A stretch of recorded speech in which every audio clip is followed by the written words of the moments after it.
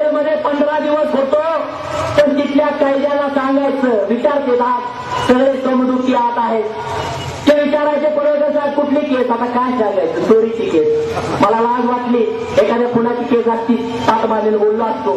चोरीची केस, अरे ज्याने माझ्यावरची चोरीची केस घातली त्याला मला सांगायचं आहे. तुम्ही तुमचा पाठीमागचा इतिहास बघा. वयाच्या 28व्या वर्षी तुम्ही पण पाठीमागे जावा. आर पाटलांना पण सांगतोय, ज्यांनी प्रेशर केलं त्या आर पाटलांना सुद्धा माझं चालणार बा. तुम्ही आता 52 वर्षाचे आहात, तुम्ही पाठीमागे टर्न घ्या आणि 28व्या वर्षात जावा. की जेव्हा तुम्ही जिल्हा परिषद सदस्य होता, काँग्रेस भवनमध्ये फुकट झोपत होता, महात्मा फुले गांधी वसतिगृहामध्ये तुम्ही फुकटच्या रूम मध्ये झोपत होता, तेव्हा तुमचं वय 28 होतं. आणि त्या गोपीचंद पडळकरवरती खोटी केस घातली, त्याही गोपीचंद पडळकरचं वय 28 आहे. आणि मी माझ्या स्वतःच्या सवारी गाडीतून फिरतो, तेव्हा तुम्ही फुकटच्या रूम मध्ये.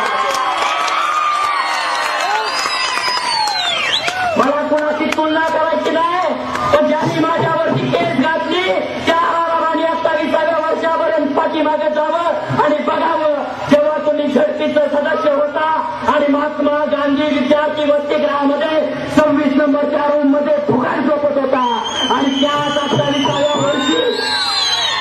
28व्या वर्षी गोपीचंद पडळकर करोडोचं टर्नओव्हर करतो. मला 20,000ची खोटी चोरी करायची आवश्यकता आहे.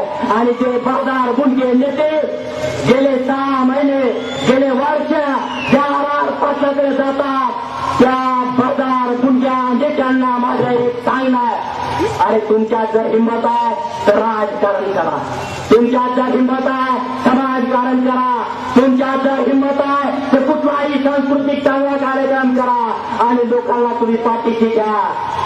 तर गोपीचंद पडळकरला खोट्या केसमध्ये अडकू नका. हा हलगापणा झाला. मर्दासारखे पुढे या. गोपीचंद पडळकरला आयुष्याची